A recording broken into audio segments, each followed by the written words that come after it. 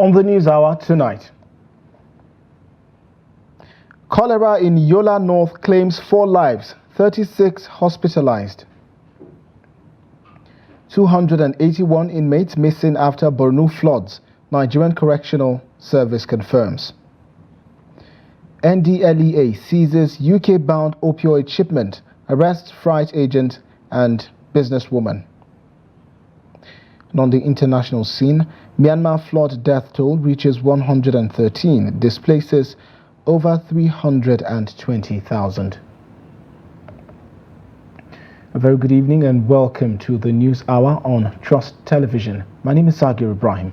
To details now, a suspected cholera outbreak has hit Yola North local government area in Adamawa State, claiming 4 lives and hospitalizing 36 others, according to the council's executive chairman, Jibrin Ibrahim. Ibrahim disclosed this during a visit to the Infectious Disease Control Center in Yola, revealing that the outbreak has affected Alkalawa, Ajia, and Limawa wards. Initially, 20 cases were recorded, but the number quickly rose to 40 with 4 fatalities. Many of the patients have been stabilized and are receiving treatment thanks to the swift intervention of health workers, the Red Cross, and international partners. The outbreak is suspected to have been caused by contaminated water sources worsened by recent flooding in the area. Ibrahim urged residents to maintain clean environments, drink only safe water, and thoroughly wash fruits and vegetables to prevent further spread.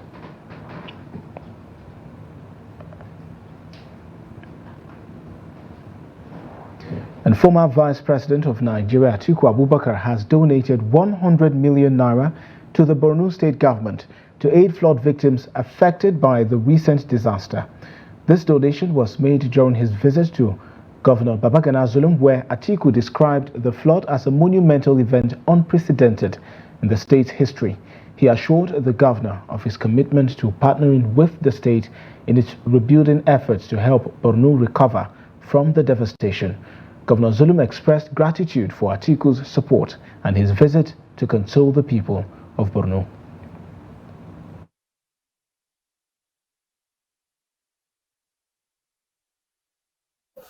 The government and the good people of Borno State, this is a monumental disaster that has not been witnessed before in the history of this state. Therefore, we want to let you know that you are not alone in this event, which led to the loss of thousands of lives, and to offer our deepest condolences to the repose of those who have died. On behalf of the government and good people of Borno State, I want to convey my deep appreciation to you for sympathizing with us over the recent flood disaster that has completely disrupted the socio-economic activities in our state. The disruption has gone beyond that of socio-economic activities, but it has affected lives of many people in the state. However, as Muslims, we shall remain careful.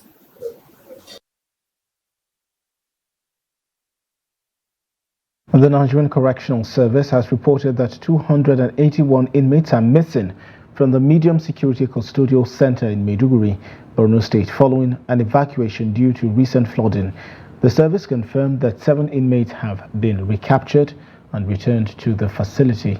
In the statement released on Sunday, spokesperson Umar Abubakar detailed that the service has maintained biometric records of all missing inmates and is collaborating with security agencies to locate and return them. The public was reassured that these developments will not impact overall safety.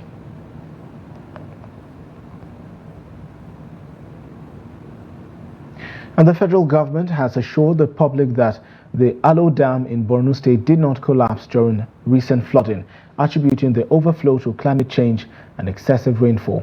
The government also warned that the worst is yet to be over At a press conference in Abuja, the Minister of Water Resources and Sanitation, Professor Joseph Utsev, extended the government's condolences to the people of Borno State following the devastating floods. The minister noted that earlier this year, a flood risk warning identified 31 states, including Borno, as high-risk areas. He said a team of technical experts from the ministry, various agencies, and the Chad Basin Development Authority were assessing the damage and working on solutions. Utsev warned residents about the risks of contaminated water and the potential for waterborne diseases. He also warned of the increasing threat of river flooding along the Niger and Benue rivers, urging all regions to stay vigilant and take proactive measures. He disclosed the President's approval of 108 billion naira for flood prevention across the 36 states of Nigeria based on recommendations from the Presidential Committee on Flood Disaster Prevention. Utsev urged state governments and stakeholders to follow early warning systems and implement preventive actions to reduce future flooding. The minister pledged the federal government's commitment to supporting affected communities, saying technical teams were assessing dams nationwide and planning upgrades. He added that long-term solutions are underway with budgetary allocations for 2024 and 2025 specifically targeting dam rehabilitations.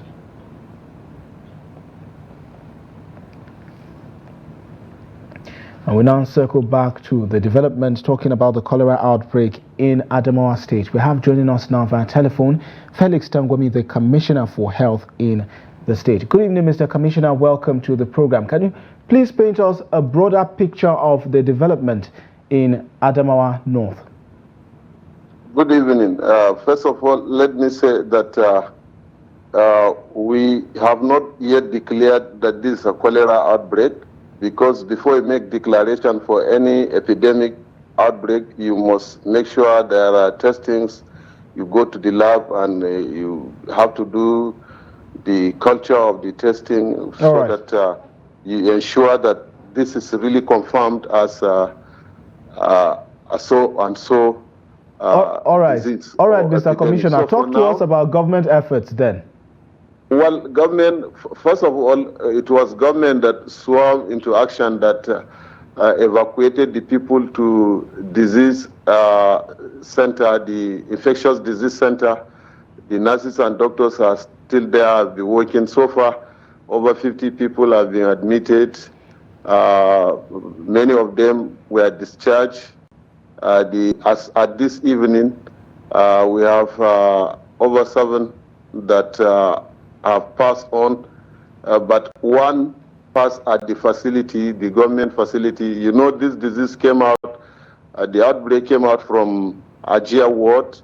They were managed at the primary healthcare centers, and upon hearing the symptoms and signs of the disease, we made effort to evacuate them to infectious disease center, since it has to do with diarrhea and vomiting. And you know, in the rainy season like this, when there are deaths here and there, we have been on the watch to ensure that if there are signs and symptoms of diseases that we are expecting during rainy season, we should swing into action to ensure that they are being controlled. So far, we have done the rapid testing of the disease.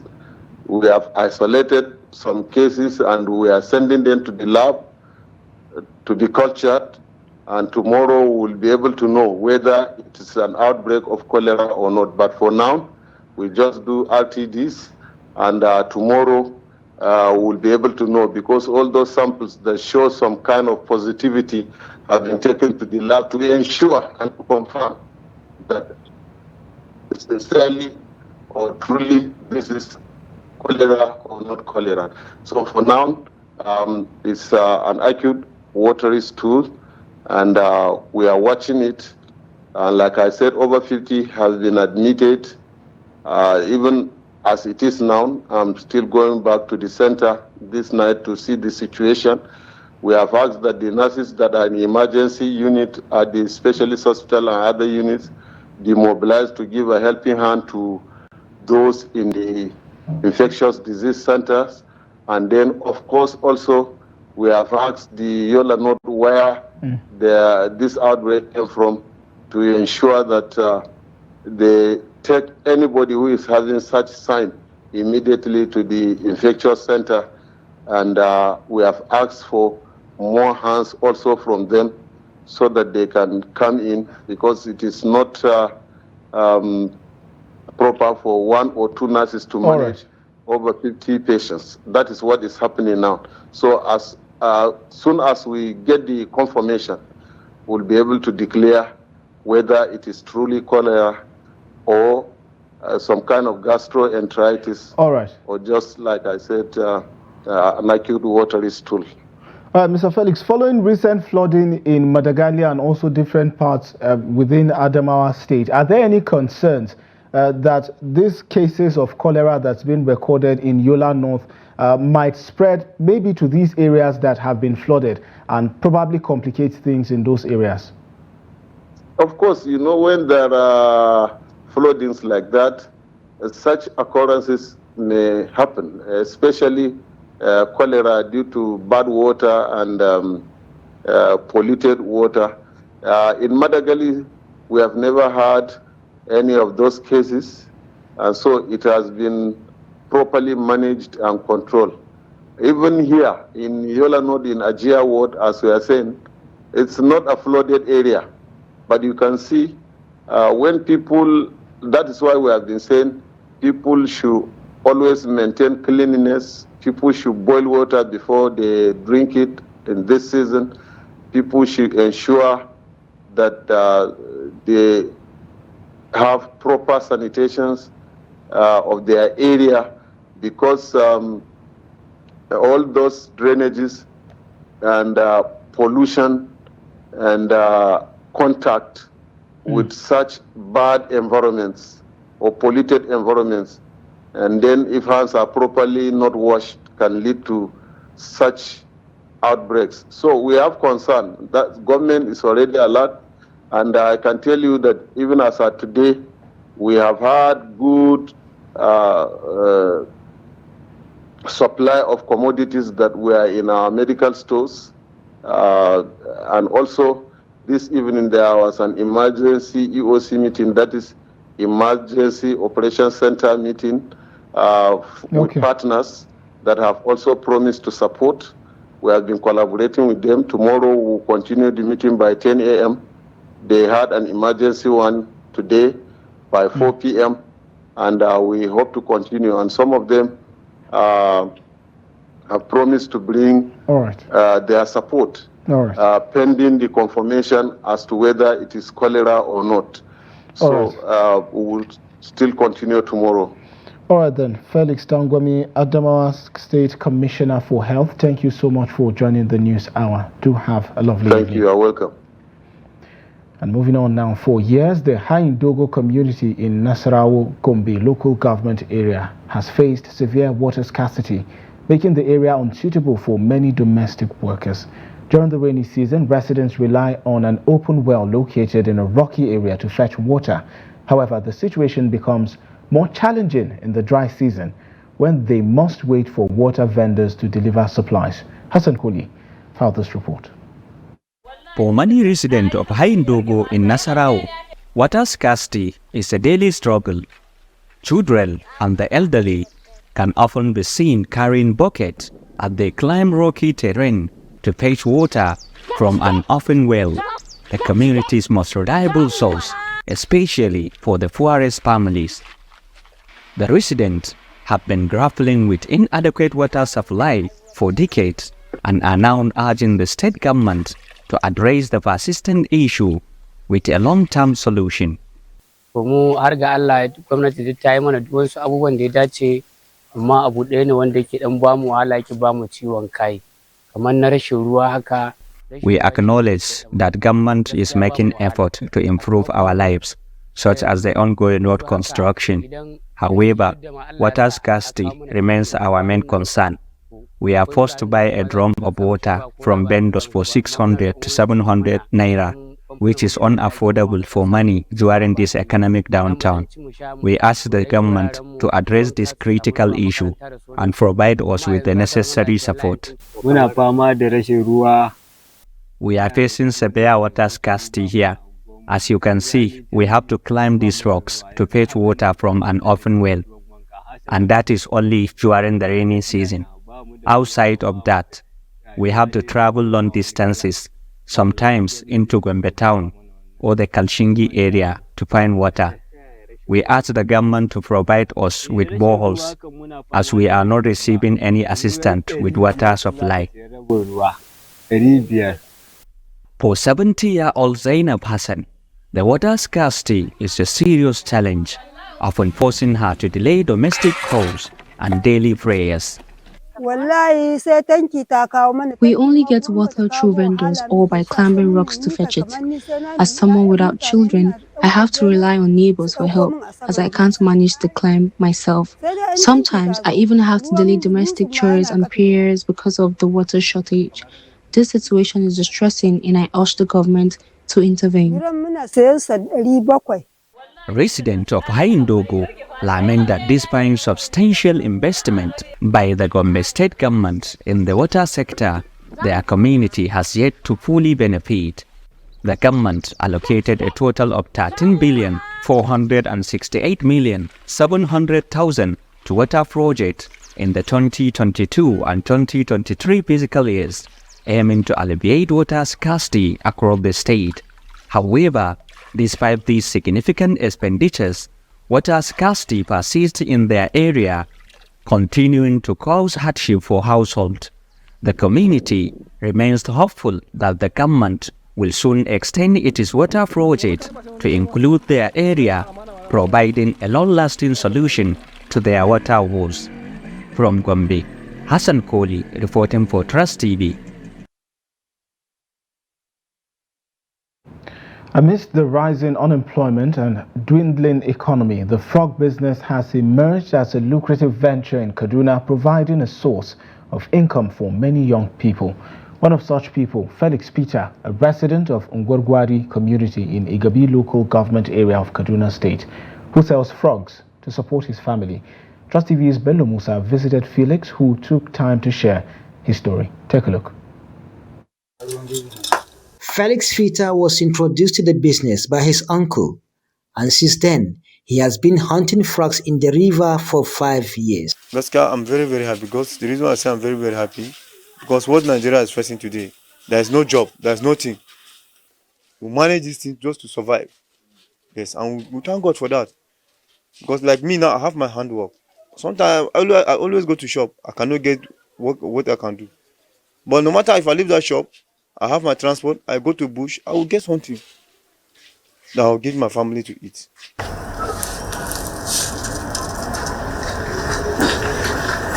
Felix roasts the frogs, a process that takes up to 2 hours due to the high water content in them. Despite the challenges, he finds solace in the business.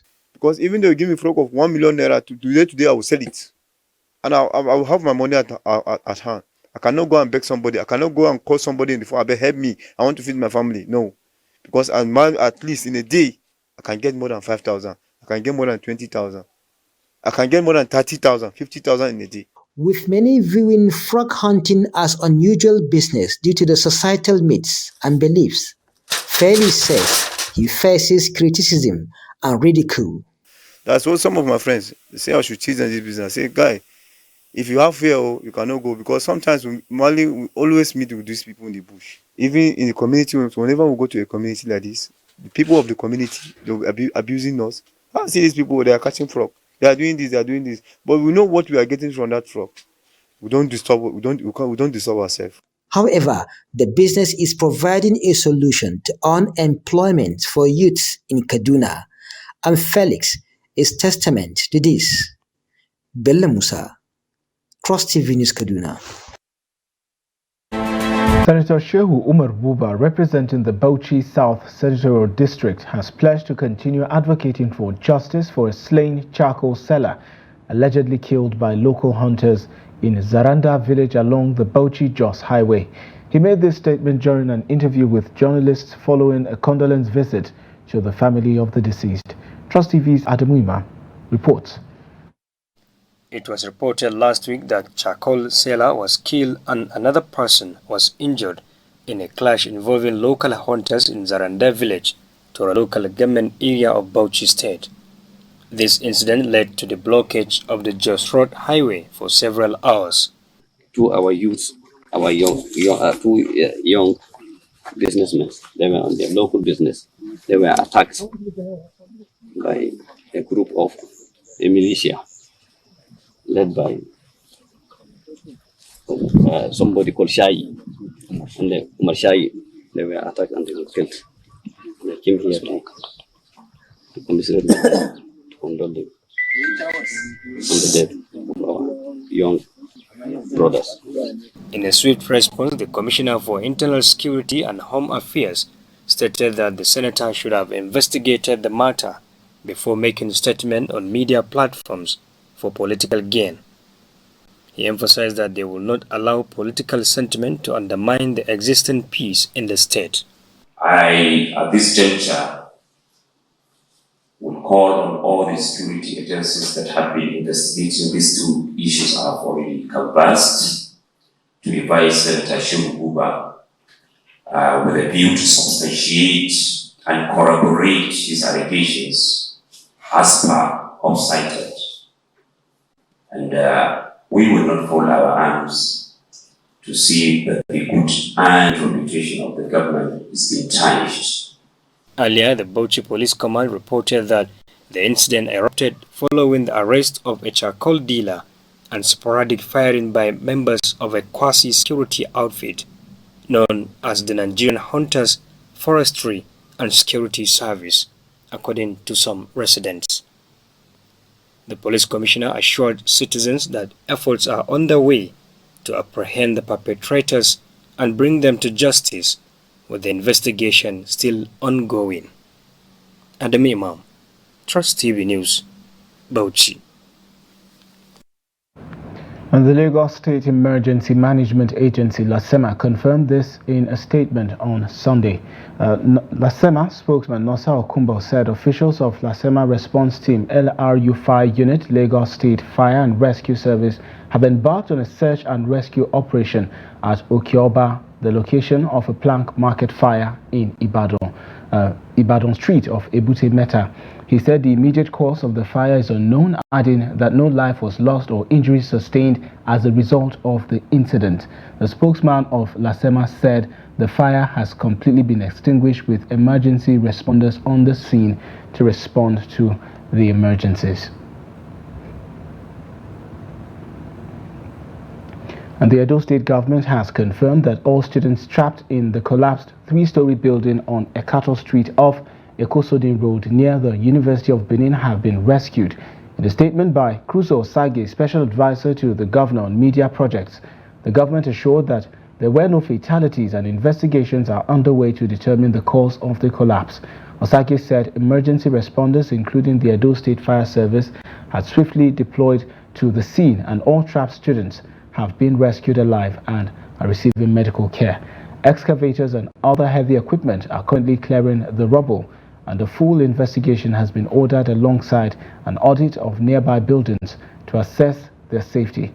The government commended the efforts of emergency responders and community members who assisted in the rescue efforts. The collapse occurred during heavy rainfall in an area that hosts many students from the University of Benin. And Omoyele Sowore, the 2023 presidential candidate of the African Action Congress, has been released shortly after his arrest at the Murtala Mohammed International Airport in Lagos. Earlier reports stated that Sowore was detained on Sunday morning upon his arrival from the United States. Sowore took to his social media explaining that upon reaching Nigerian immigration, his passport was seized, and he was informed that there were orders for his detention. He connected the arrest to what he called the regime's clampdown on dissent and expressed concerns about possible prolonged detention.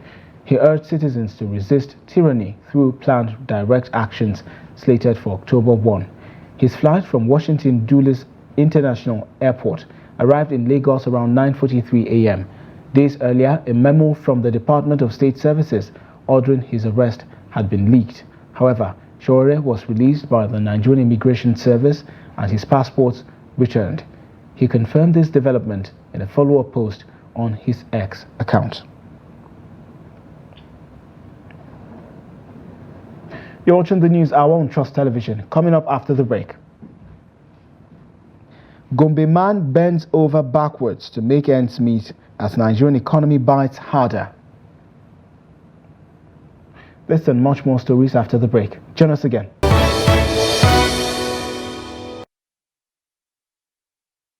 Thanks for staying with the News Hour. Here's a recap of our top stories again. Cholera in Yola North claims 4 lives, 36 hospitalized. And 281 inmates missing after Borno floods, Nigerian Correctional Service confirms.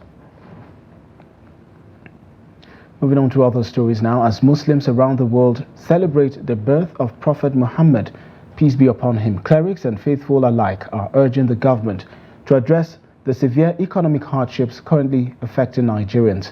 During celebrations in Kaduna, the clerics not only prayed for the flood victims in Maiduguri, but also called on the authorities to alleviate their suffering and provide much needed relief. Trust TV's Bello Musa has more. The celebration began in the evening with faithful reciting the Quran and singing Islamic songs. السلام عليك يا عين الحق التي تتجلى منها عروش الحقائق.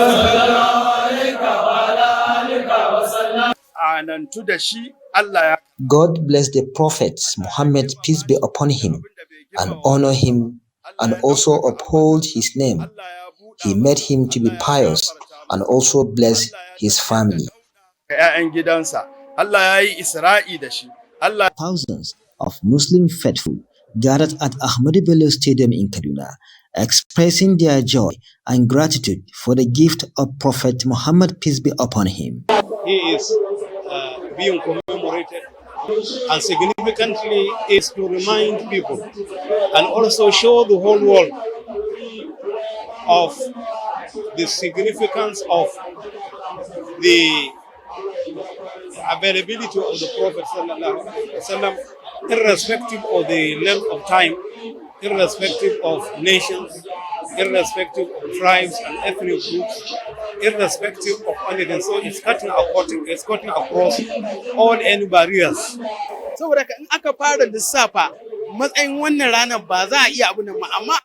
No one can quantify the blessings of Allah on this day. However, I am calling on the Muslims and other Nigerians to unite and pray to God to bring an end to the challenges bedeviling the country.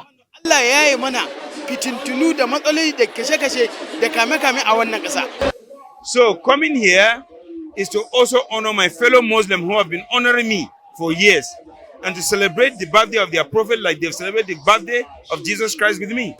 Political and traditional leaders also graced the occasion.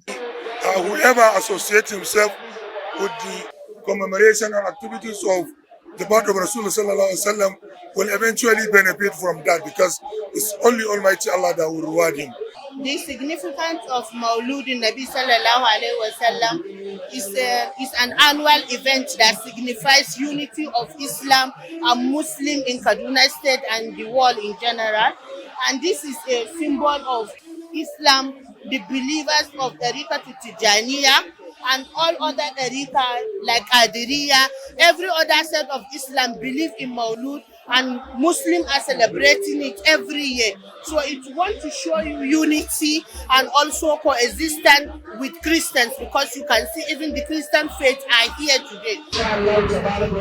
Day of celebrating birthday of Prophet Muhammad Sallallahu Alaihi Wasallam. All the Muslim Ummah in the world were happy. We are celebrating it today.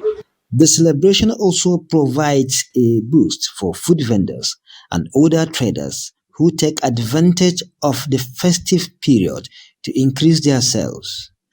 Earlier, over 200 Islamic schools participated in a vibrant street procession through the Kaduna metropolis. Bello Musa, Trust TV News Kaduna. An Inspector General of Police, Kaide Betukun, has assured Nigerians of a secure and peaceful Eid al-Maulud celebration. In a statement released on Sunday by Force Public Relations Officer Olumuyiwa Adejobi, the IG announced robust security measures across the country. Command Commissioners of Police and Zonal Assistant Inspectors General of Police have been instructed to implement increased patrols on major highways, bolster security at places of worship, and monitor public gathering points to ensure safety during the festivities. The statement emphasized that the Nigeria Police Force has strategically deployed personnel and resources nationwide to prevent any security threats. The IG reaffirmed the force's commitment to public safety and crime prevention throughout the celebratory period. Extending his warm wishes to Muslim faithful, the IG highlighted the importance of collaboration with other security agencies, community leaders and stakeholders to ensure a seamless and secure Eid al-Maulud celebration. For nearly 2 years, Ali, an amputee in Gombe, has struggled to feed his family of 4 after losing his job due to a work accident. In Nigeria's harsh economic climate, providing for a wife and 4 children is difficult, especially for the unemployed. Forced to rely on begging, Ali is desperate for a way to become self-reliant and rebuild his life. Hassan Kuli brings details from Gombe. For 34-year-old Ali Saleh, life took a drastic turn 2 years ago when a work accident cost him his hand and left his leg crippled. Once a laborer breaking rocks, he is now jobless, spending most of his time indoors and occasionally stepping out to beg for help to support his family of 4. I used to break rocks to provide for my family, but ever since my hand was amputated and paralyzed, I have not been able to work for over a year and 3 months. It is heartbreaking. We rely on begging just to get food, which is unfortunate. I urge everyone who can help to please intervene. Ali Saleh says he has turned to straight begging to provide for his family, but he will be grateful for any opportunity to sustain his life without begging. He describes his situation as unfortunate, hoping for a chance to regain his dignity and support his loved ones.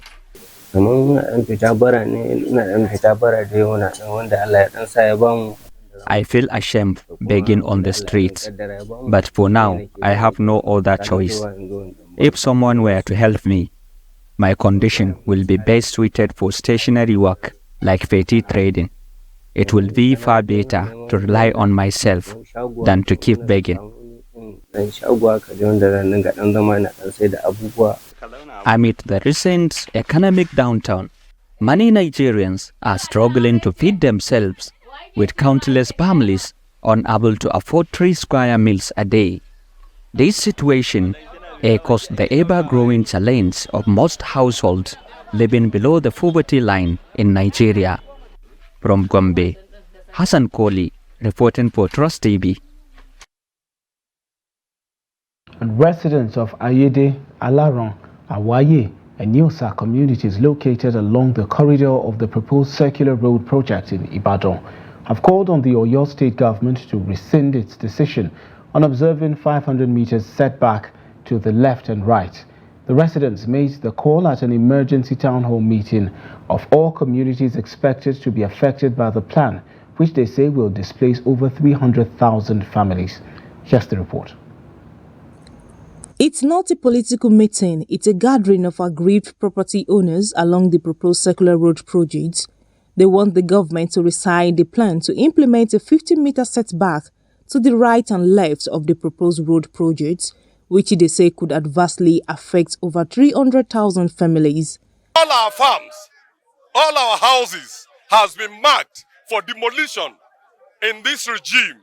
And up to this minute, our governor had never said a single word. Either they are now demolishing it, either they are whatsoever they want to do, they don't tell us. So we are in panic. Many of us are in the hospitals.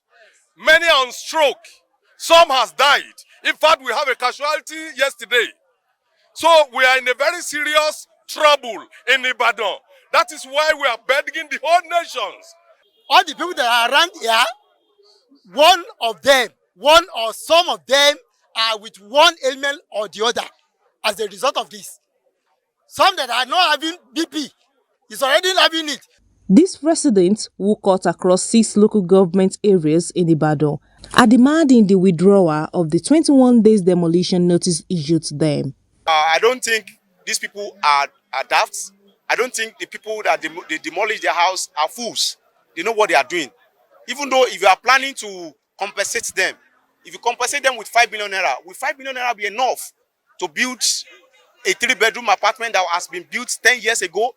Is it the same amount of cement that people bought 10 years ago that they are buying it now? No, people are tired. After concluding their deliberations, the residents headed to the street in protest, disrupting vehicular movement in the Muslim community of the state. They vowed not to back down until their demands are met. This local government in Oyo State, please, we are pleading on our government to just help us, tender mercy, tender judgment with mercy. Please, we are asking you that you should reverse your order, because if you render all of us homeless, where do you want us to go? We don't have any other places to go. Please, we don't have alternative. We want to use this opportunity to beg our governor, Governor Seyi Makinde, that he should please and please, enough is enough. People are in UCH. One of my people in Lagelu, 2 of them are in UCH up right now. Please, we are begging him. All of us in these 6 local governments, we are pleading. The aggrieved protesters want the government to shelve its proposal and maintain the Redis Gazette initial plan of 75 meters to the left and 75 meters to the right as initiated by the Senator Rashid Adewolu-Ladoja-led administration. And troops of the Nigerian Army's 32 Artillery Brigade have arrested 26 suspected illegal miners at various sites in Ondo State. The arrest came just days after the Nigerian Security and Civil Defense Corps cracked down on oil bunkers, illegal miners and vandals in the region. Acting Assistant Director of Army Public Relations, Irabon Joku, in a statement on Saturday, revealed that the arrest followed a well-coordinated raid based on credible intelligence. The operation targeted Vatican mining sites across communities in the Ondo West local government, including Gate, Modebiayo, Kokuma, Obado, and others. Items seized from the suspects included 7 mobile phones, 21 headpans, 12 shovels, 4 cutlasses, and sacks of clothing. The miners have been handed over to the NSCDC for further investigation and possible prosecution. Ondo State Commissioner for Energy and Mineral Resources, Razak Obe, commended the Army for the operation, raising concerns that illegal mining activities could further escalate insecurity in the state. Similarly, operatives of the National Drug Law Enforcement Agency have arrested 2 individuals in connection with attempts to export illicit drugs to the UK and Congo Brazzaville. The suspects, Ibadan-based businesswoman Adewumi Adebola Dorcas and auto parts dealer Arinze Ora, were apprehended after NDLEA officers intercepted their consignments at the Murtala Mohammed International Airport in Lagos. On September 6th, a shipment bound for the UK was seized containing 924 bottles of codeine-based syrup and 5,250 pills of tramadol. In a separate operation on September 11, NDLEA operatives uncovered 300 grams of cocaine concealed in containers of custard powder alongside auto spare parts destined for Congo Brazzaville. A follow-up led to the arrest of Arinze Ora, who ran an auto parts business in Lagos. Meanwhile, 2 brothers, Ikechukwu and Ugochukwu Ikeaba, were arrested for sponsoring drug traffickers who smuggled drugs to Vietnam. Their arrest followed the capture of Ibianusi Solomon Nosike, a businessman caught with 68 wraps of cocaine after ingesting the drugs to transport them. In another case, Gombe State NDLEA officers arrested 3 suspects transporting 2.49 million pills of tramadol, while others across the country led to the seizure of cannabis and other illicit substances. These arrests are part of the NDLEA's continued efforts to crack down on drug trafficking networks in Nigeria.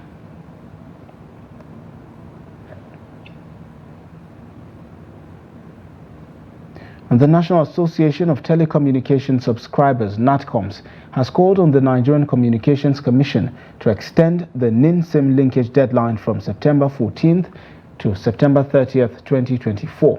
Deolu Ogumbanjo, president of NATCOMS, cited challenges with the National Identity Management Commission portal as the reason for the extension request. He explained that telecom operators often face difficulties uploading data to the NIMC portal, leading to delays and frustration. The NCC had previously set the September 14 deadline to ensure all mobile users link their SIM cards to their national identification numbers, a move aimed at enhancing digital security and curbing fraud and cybercrime. Ogumbanjo emphasized that the additional 2 weeks would allow NIMC to improve the portal's capacity and ease the process for subscribers. You're still watching the news hour on Trust TV. We'll return shortly. Welcome back. Still ahead, the Dangote refinery in Lagos witnessed the loading of its first batch of premium motor spirit, or petrol, on Sunday. A fleet of Nigerian National Petroleum Corporation Limited (NNPCL) trucks began transporting the fuel from the refinery, located in the Ibeju-Lekki area, marking a significant step in domestic fuel production. In videos shared by the Dangote Group on their X handle, the first set of trucks was shown ready to lift PMS at the refinery. This comes after the NNPCL announced that hundreds of trucks were mobilized to the refinery for petrol loading, with over 100 trucks already deployed and more on the way. The move follows a statement by Zach Adedeji, chairman of the Federal Inland Revenue Service, confirming that NNPCL would begin supplying 385,000 barrels per day of crude oil to the Dangote refinery starting October 1, with payments made in Naira. In return, the refinery will provide petrol and diesel to the domestic market, also paid for in Naira. Adedeji also revealed that while diesel will be sold to any interested off-taker, PMS will be exclusively sold to the NNPCL for distribution to marketers. This marks a milestone for Nigeria's energy sector as the refinery moves closer to fulfilling its role in the domestic supply of refined petroleum products. And away from Nigeria, the death toll from the recent floods in Myanmar triggered by Typhoon Yagi has climbed to 113, with more than 320,000 people displaced, according to the ruling junta. The storm, which hit the country earlier in the week, has also left 64 people missing and 14 injured. Over 78,000 households have been evacuated to temporary relief camps. The disaster is part of a broader weather crisis in Asia, with Typhoon Yagi causing widespread damage across Vietnam and Thailand as well. Flooding worsened by swollen rivers has affected Myanmar's capital, Naypyidaw, and other regions including Mandalay, Magway and Bago, as well as Eastern Shan State and Mon, and also Kaya and Kayin states. The United Nations Office for the Coordination of Human Affairs, OCHA, confirmed the central Myanmar is hardest hit. Amid destroyed infrastructure and downed communication lines, authorities reported damage to 5 dams, 4 pagodas, and more than 65,000 houses. Myanmar has made a rare request for foreign aid to cope with the disaster, although access restrictions and security risks have hindered many aid agencies from reaching affected areas. Also, 8 migrants died early on Sunday when their overcrowded vessel capsized while trying to cross the channel from France to England, French authorities said, less than 2 weeks after the deadliest such disaster this year. The latest tragedy means 46 migrants have lost their lives attempting to reach England from France. So far this year, regional officials said, up from 12 in 2023. The French and British governments have sought for years to stop the flow of migrants who pay smugglers thousands of euros per head for the passage on overloaded inflatable dinghies. A police source told AFP that the accident occurred shortly after the vessel embarked. Regional Prefect Jacques Billon said the incident happened at around 1 a.m. local time off the coast of the northern town of Ambleteuse. 6 survivors were hospitalized, including a 10-month-old baby with hypothermia, he added. The boat had set off from the Slack River that flows into the sea between the towns of Wimiro and Albertus. It had 59 people on board from Eritrea, Sudan, Syria, Afghanistan, Egypt, and Iran, Bilon said. More than 22,000 migrants have arrived in England by crossing the channel since the beginning of this year, according to British officials. British Prime Minister Keir Starmer and France's President Emmanuel Macron pledged this summer to strengthen cooperation in handling the surge in undocumented migrant numbers. And in sports, at the ongoing 8th National Youth Games in Asaba, Delta State, 12-year-old Nelson Godsmine from Cross River State clinched the gold medal in the female 1,500-meter race at the Stephen Keshi Stadium. In the male category, Gyang Sunday from Plateau State secured the gold medal, while the Team Delta bolstered its medal count with Ondo Melvin's victory in the male high jump event. Team Delta also triumphed in the 4x100 meters mixed relay, clocking a time of 3 minutes 29 seconds to win the gold. In weightlifting, Faith Owoye from Oyo State won gold, with Marvelous Shidirim from the FCT taking silver and Abigail Ofong from Cross River claiming bronze. National Secretary of the Nigerian Weightlifting Federation, Melvina Ape, expressed satisfaction with the athletes' performances. Other medalists also thanked God for their state governments for the platform to showcase their talents. We as a federation, that's why I'm here, to identify talents. We are going to do a follow-up on them to see how we can bring them to the national level. Then from there, they compete at the international level. We will try our best. I just finished running the 1,500 meters. Last year, I came for youth games. But throughout that stress, I took second. I now say that next year, I will win it because I'm training strong. I really thank God for strength, for giving me the strength, because I really train for it. And I always pray to tell God to help me to achieve my goal. I come out with a silver medal, second. I'm proud of my state for their fetching me out from where I was staying to come and be a champion for them. And the third year of Dambe Warriors Super Fight League has taken place in the FCT, with winners emerging in various categories. Trust TV sports correspondent Adini Ajishafe has more.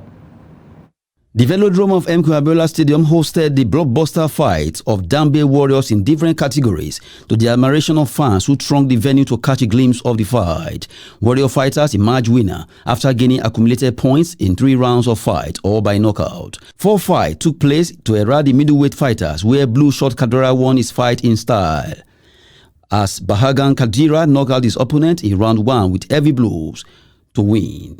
Middleweight category had Dogon Shegiamota battle Russian Denis Shaniz, a fight that had extra time to determine the winner, with Dogon Shegiamota winning by a point of 115 to 114. In the heavyweight category, Daniel Otula and White Mamba from Poland turned the arena into frenzy in a dramatic fashion. White Mamba emerged winner after putting up a good fight towards the end. The biggest fight of the night in the heavyweight category had Garikinwa Yasanda and Ali Kanibelo, a tough fight which had Yasanda winning despite being the underdog. White Mamba was full of excitement for winning his first fight in Dambe. I am sure that he had harder time than I did, so I think the biggest winner of tonight is this young man who fought me, because he gave me a school. I had to learn. In the first round, I had to learn from him, how good was he, because I couldn't see his punches.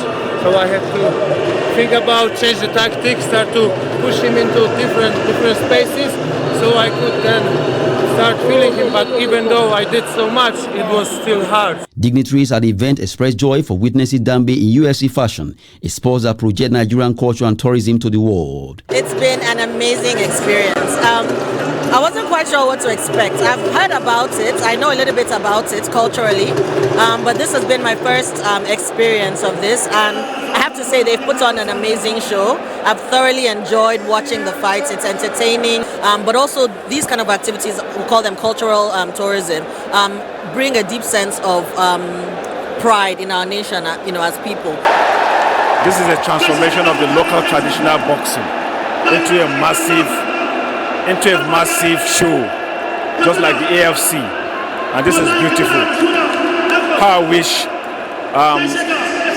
we Nigerians will know the value chain behind this massive show event. This is beautiful, and I believe that the organizers will take it up and reinvent this particular traditional sport into global sport. Attention will now shift to 2025 when the Dambe Warrior Super League fight returns to the arena with glees and glamour. That's Sport News. I'm Adeniyi Ajishafe. That wraps up the news hour on Trust Television. Do not forget to follow us across all of our social platforms and catch our live stream on YouTube for more news programs and documentaries. My name is Sagir Ibrahim, and on behalf of the crew, have a good night.